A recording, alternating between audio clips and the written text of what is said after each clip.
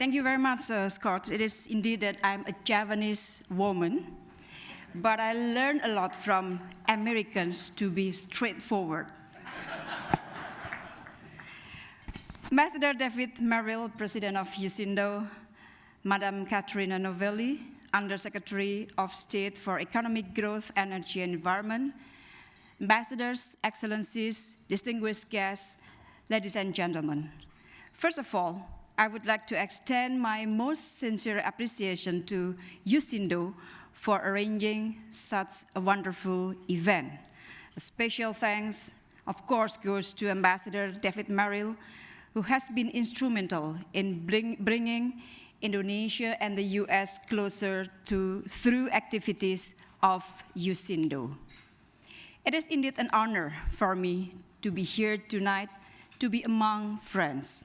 I recall very much, as Ambassador Scott Marshall mentioned, that it was 6 years ago that I stand here in this stage, sitting in the same table in this hotel when I was the Director General for America and Europe, and we started the discussion about the comprehensive partnership between Indonesia and the US. And today, as we enter the 5th year of the US-Indonesia Comprehensive Partnership, you are seeing a stronger Indonesia.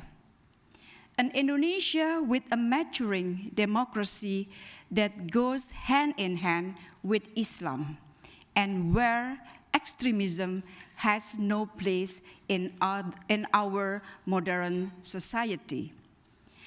An Indonesia that is undertaking fundamental reform, strengthening the rule of law and ensuring good governance, as well as presence of the government for all Indonesians, including those living abroad. An Indonesia that engages with all its partners as equals, working together in a mutually beneficial relationship.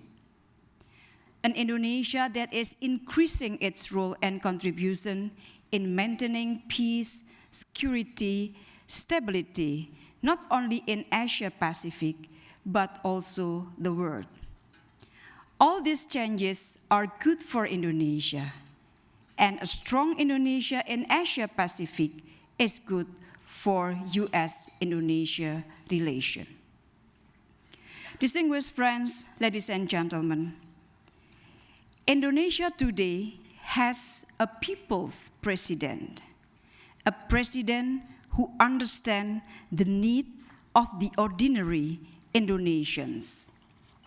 His policies and strategies are geared to give ordinary Indonesians opportunities and open possibilities, to ensure Indonesians better benefit from country wealth, to give them hope and security, something all Americans can relate to and often taken for granted in the United States.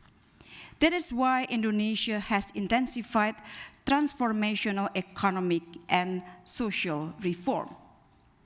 We are also modernizing our physical infrastructure that can no longer carry the weight of our development needs. We are building 35,000 megawatt power plants, building over 3,000 kilometers of road and highway, building 24 new ports and 15 new airports, building 49 new water dams, as well as building MRT network in 6 cities.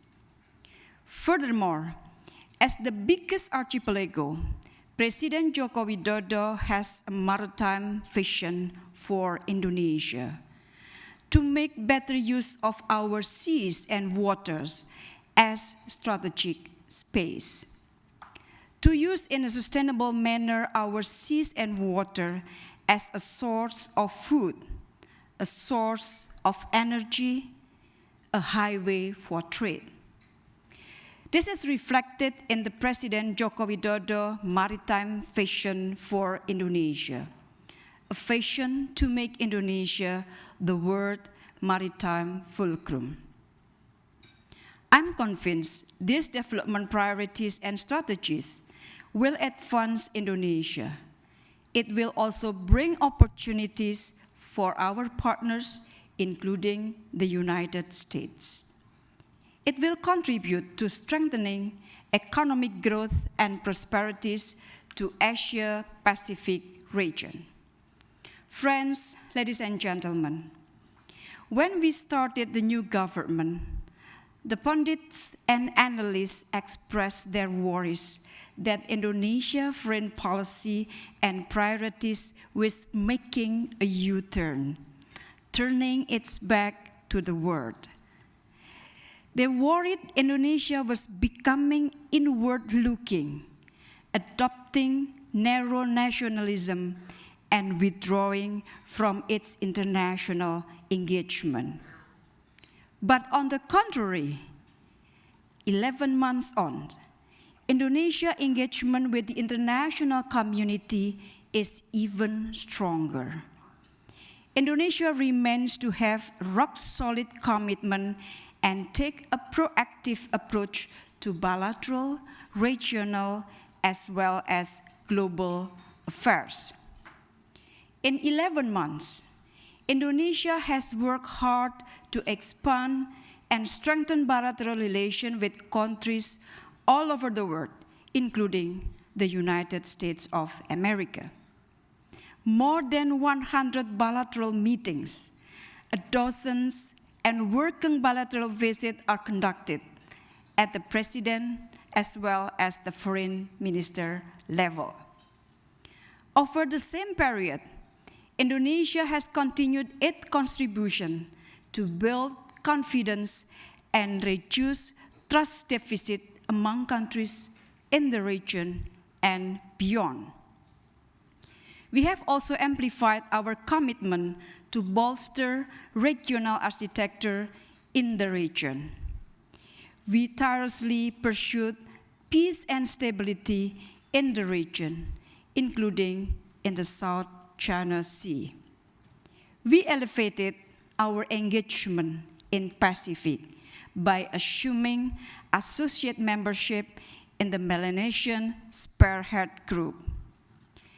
The engagement in the Pacific is also reflected in our development cooperation and active participation in the Pacific Island Forum and Pacific Island Development Forum.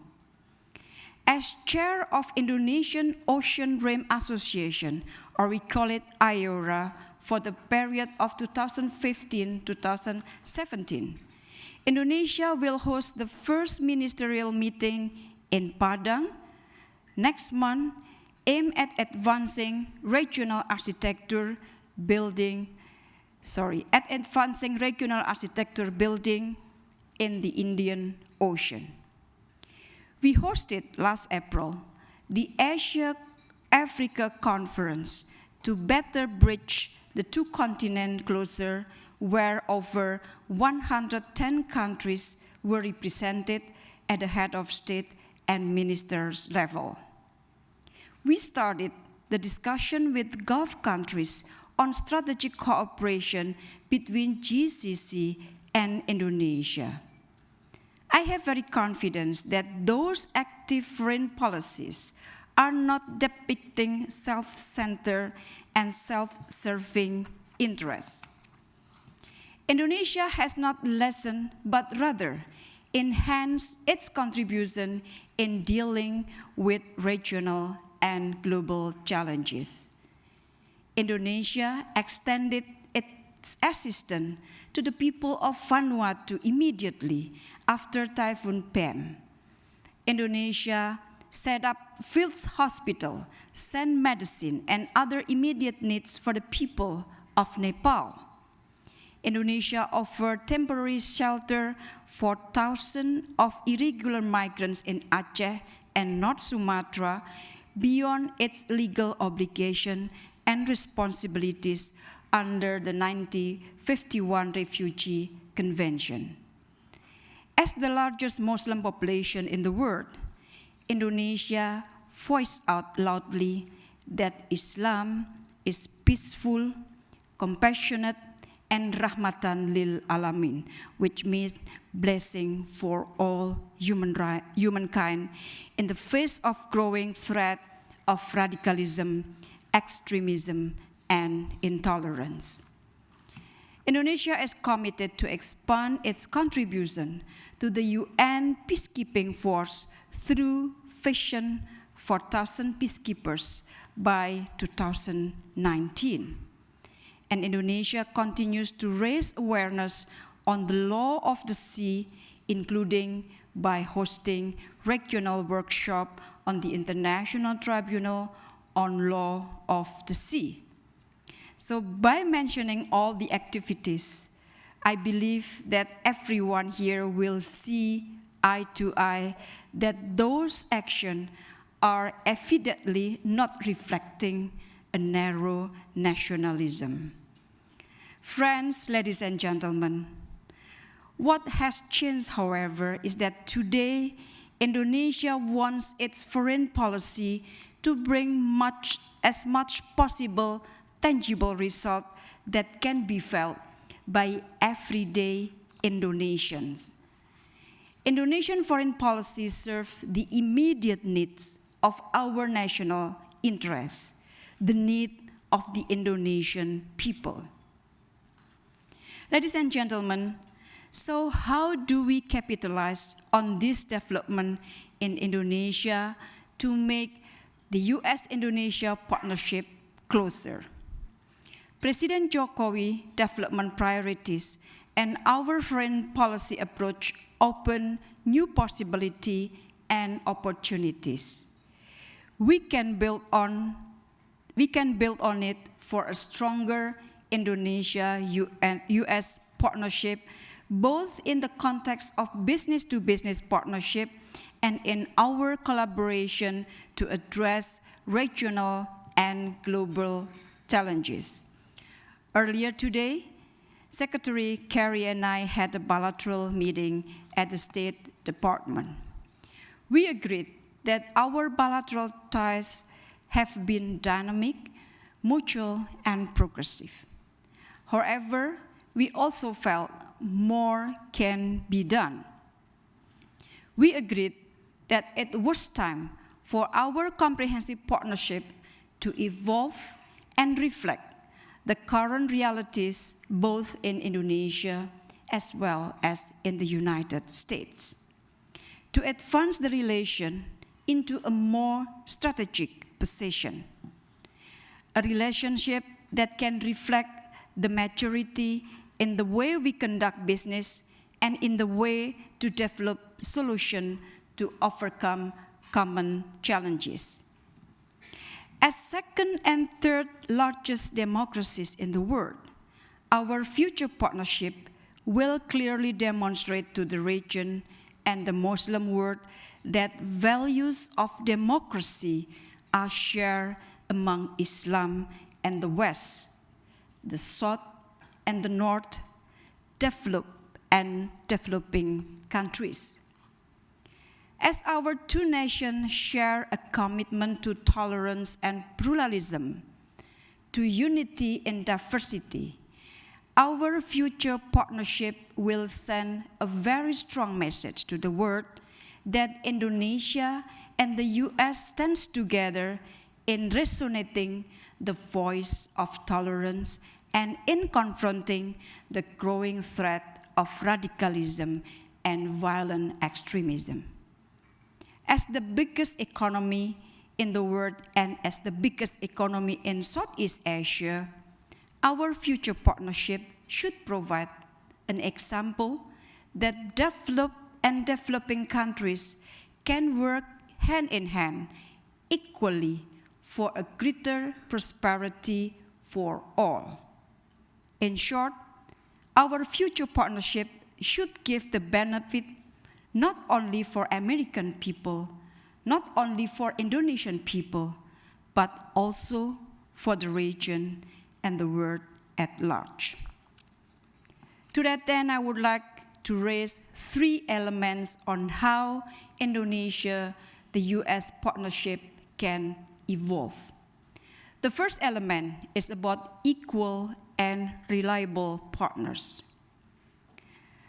To make Indonesia and US as equal and reliable partners in achieving prospective national interests and agenda for both countries, both have to act as 2 reliable partners.